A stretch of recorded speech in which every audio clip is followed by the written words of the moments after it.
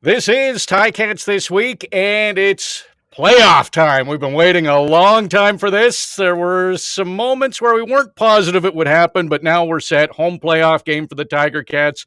The blackout in the crowd. It's going to be fantastic. I'm RJ Broadhead. He's Luke Tasker, former great Ticat, now great color analyst on the Oh, Ticats Audio Network. And there were 10 All-Stars for the Tiger Cats. We're going to make it 11. You're getting an All-Star nod for your analysis perfect. this year, Luke. That's it's been a lot of fun, and Put it in now stone. games really mean a ton.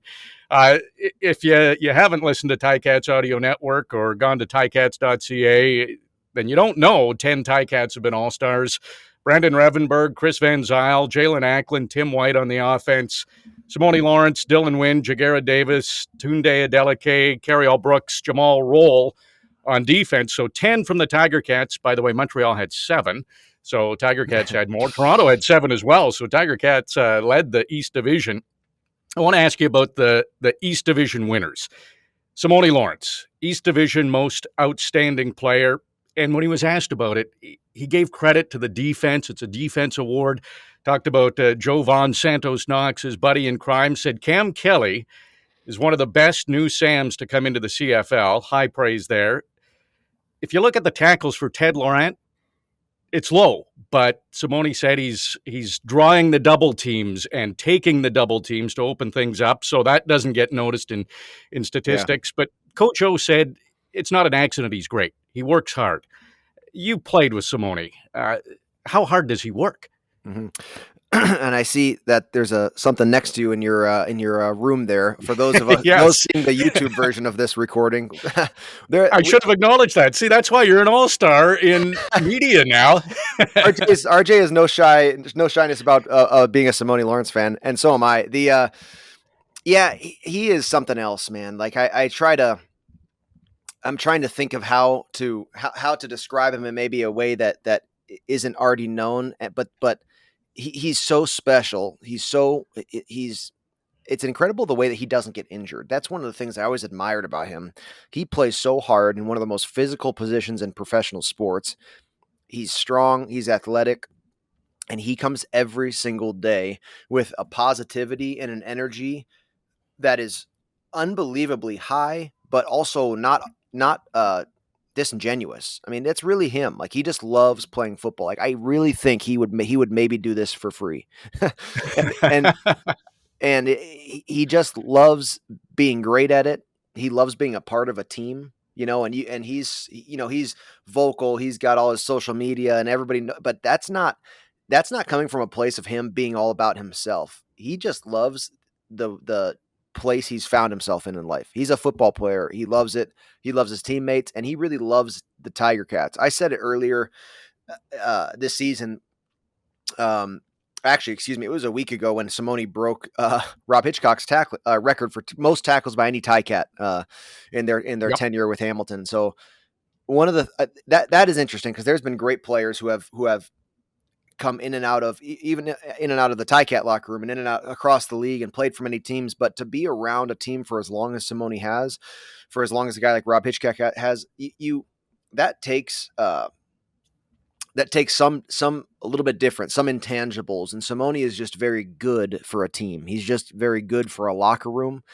And so he's stayed in Hamilton for 8 years and he's made all those plays and he stays healthy and just he's a guy who will be forever a Ticat.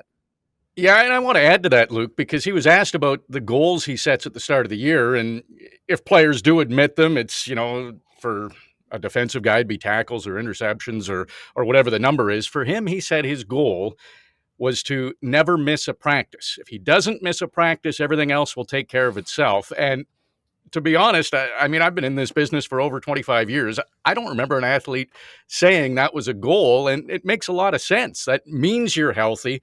That means you're working on your craft. So not missing a practice was his goal, and he's accomplished it. That's amazing. That is really something when you think about that. That's really telling of where his mindset is. Like he builds his career off of habits, off of good habits, not off of just production. He does things the right way. I mean, like, I remember him telling me one time, he came into camp. He said, "I worked out 3 times a day this offseason." I was like, "What? What do you mean?" 3 days. He goes, "Yeah, I do like a yoga thing in the morning. I go lift and then I run after that, like pretty much every day. Like that's all I like working out." Like, Wow. if you take It pays care, off. yeah, and then and then you love to practice, and sooner or later you're gonna have records, you know. Yeah. The other thing that I found kind of funny, you've spoken to the media a couple of times this week, and a lot of talk, and you and I'll get into the Montreal run game against the Hamilton defense, but he's been asked about William Stanback, and Hmm. he's just been deadpan, not acknowledged it, and he mentioned that number 87 for Montreal is kind of the guy who makes everything tick on the Montreal offense. But he just said number 87. He didn't say Eugene Lewis. It was just, he's already in playoff mode, game mode. It's I got a job to do, and Yeah, I'm not acknowledging individuals. It's numbers. It just struck me as he's in business mode already. yeah. I think every player you'll find to be a little different about that. I think, and to me, that sort of resonates with how Coach O approaches the game too. Coach O is not one to talk. He will not be long-winded about an opponent or about Yeah. an opposing team, about what they're good at or what they struggle with. He certainly probably would never even mention something that a team struggles with that they're going to play. That's that mentality. Those guys are, come from the same mold in that way. And it's about what you do and how well you execute your assignments. And if some guys like to imagine some just faceless numbers on the other side of the ball, that's it. I know there's some players who want to know like where every guy went to college and like Yeah. what is you know what his nickname was from his friends in high school and stuff. But, Well, everybody's different, but yeah. Jagera Davis, Luke, he came on after Simone Lawrence, and he mentioned Eugene Lewis and Jake Winicky and William Stanback and Trevor Harris by name. So Yeah. you're right. He's kind of the opposite. He knows the name. So it's just how everybody approaches it. Yeah, It's it's interesting. different, but they've all been all business. So let's deal with that. And that seems to be what this game is culminating to is the Montreal run with William Stanback, number one in the CFL in the rushing game, and Hamilton's defense that's number one against stopping the rush. So when you get the two tops of both of them going head to head, it could tilt the game, couldn't it? Whoever comes out on top. Excuse me. Absolutely, and I think that you start to sort of line up where you expect a really really fierce battle in the run game for Montreal. Uh, Interestingly, in my take on the run game that we've seen from the Ticats defense this year has been not just consistently at the top, not just consistently a little bit better than most defenses. It's either been nobody can rush, like they'll rush for 2 yards and a half, or Yeah. we've seen a couple times some games where teams have started to piece together longer drives, including some run game attack. So I think it's been a little bit of ebbs and flows for the Hamilton defense, and now, yes, that's netted out to the first in the league for run defense, but they've got to bring that. They've got to bring that. The former Ticats defense from what I described. They got to bring that defense that is just so stout, and those front four are going to be a real big, important part of this game. Yeah, and they've been red hot too. Dylan Wynn, 3 sacks in his last 4 games. Hauser, 4 sacks in his last 4 games. Jagera Davis, Ted Laurent. I mean, they've been outstanding. And against Montreal this year, so 1-1 was the season series. We know that. It was Ticats' first win of the year in Game 3, 27-10 in Montreal. And then the heartbreaker that we don't even want to talk about that much, the overtime win by Montreal at Tim Hortons Field. Eugene Lewis catching what was it, 3rd and 20 in the end zone right at the end of the game, and then they won in overtime. But Stanback, in those 2 games, first game he rushed for 40 yards. Second game he rushed for 59 yards. This is a guy who's averaged 98 yards per game throughout the season. So the Tiger Cats have had success, and Montreal's also thrown the ball a lot more than they've rushed it against the Tiger Cats. Is that a case of Tiger Cats being successful early against the rush? Yeah, it may be, and again, now we have a different quarterback leading the way for Montreal, right? And so things are going to look a little bit different than they did earlier in the season. But to be honest, I think that when you're in Montreal's case, it's playoff time. You're not figuring anything out. You're doing what you do best now, and they're going to they're going to rely on that run game to get some things going. Because remember, it's not like it's easy to pass on the Ticats defense either. I mean, those guys. There's three of those defensive secondary five are East Division All Stars as well. Um, so it's been the in my opinion the identity of the 2021 Ticats has started with the defense. I've kind of felt that the whole season. They've just been so consistently solid. Uh, Montreal coming in here, they're gonna rely on Stanback. They just you put the ball in your best player's hands. And I guess there's been so much talk about Stanback in the running game. You know, Eugene Lewis and Jake Winicky were top 5 in receiving in the league, and you Yeah. mentioned Trevor Harris in there. So uh, that can't be underestimated, that passing game either.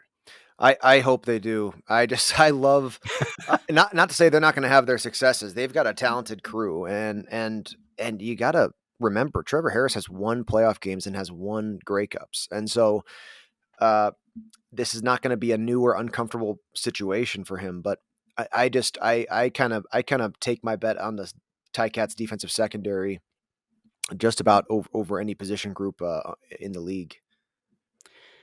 So we've talked about Montreal's offense against Hamilton's defense.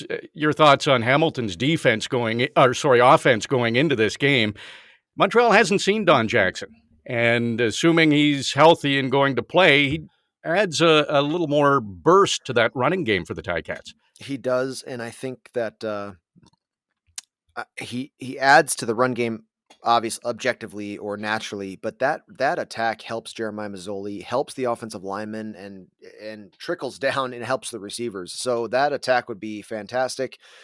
Uh, if you look back at the last 6 weeks or so of Ticats football, take out that Toronto game in Toronto, and Jeremiah Mazzoli, the Ticats receiving core, has been very, very, very effective. Now, you can't take that game out. It happened. It was real. But if they can zero in early on, get to that place of execution, of play calling, and of explosive plays, because that's really what's jumped off of the field for the Hamilton offense, in my opinion. In the games they've played well, they've had explosive plays repeatedly. I think that they're going to be a hard team to beat if they operate like that. You mentioned explosive plays, and that takes me back to Coach O. He was asked, what could be a deciding factor in this Eastern semifinal, and he said, in his experience, usually playoff games are decided by the fewest turnovers and the most explosive plays. Would you agree with that?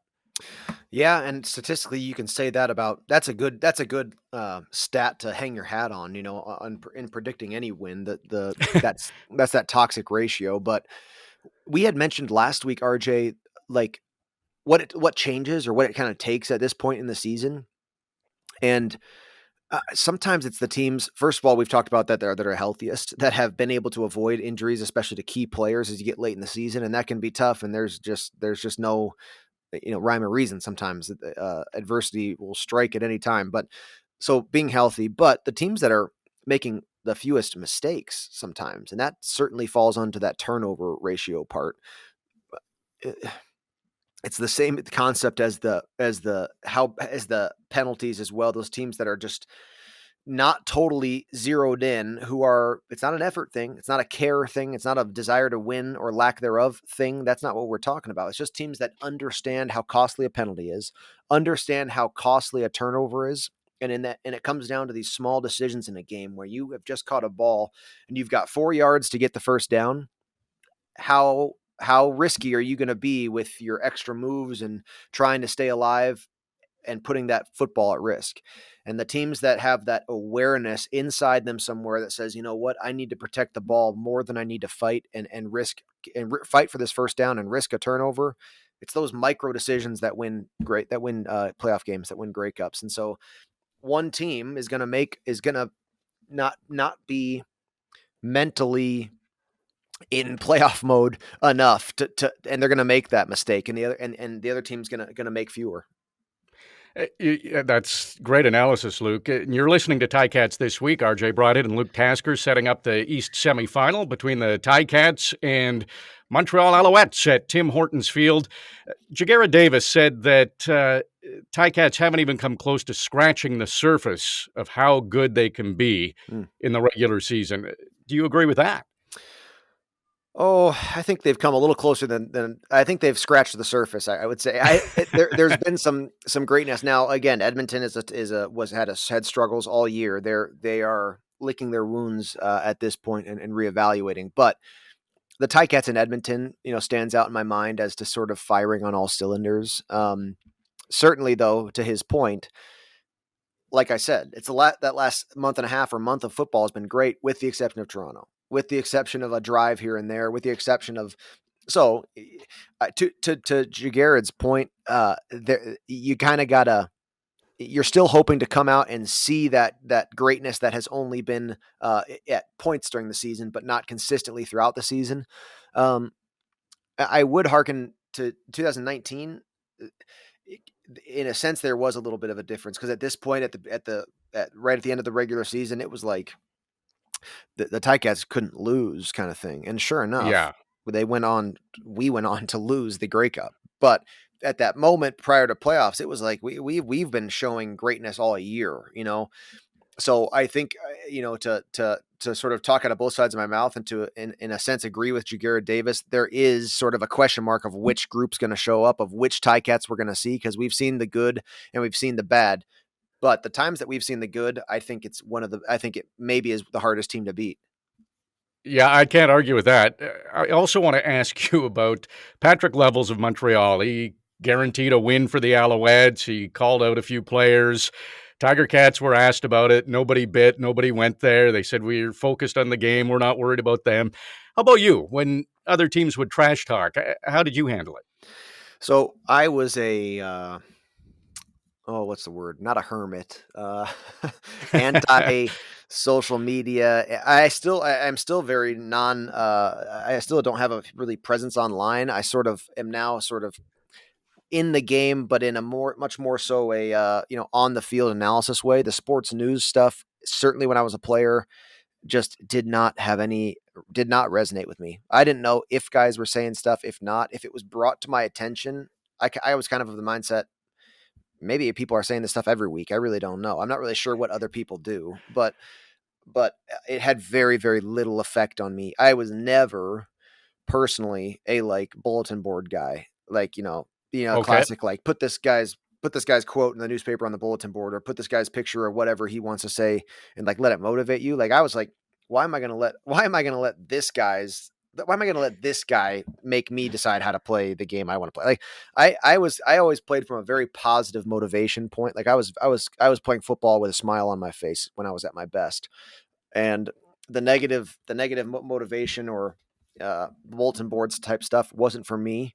I don't think that that certainly isn't universal.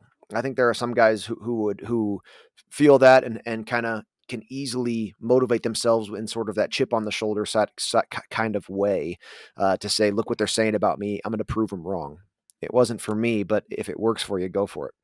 Yeah, to me, it's kind of a loose threat, because if you don't win the game, people are like, okay, well, Hamilton at home field and, had more wins.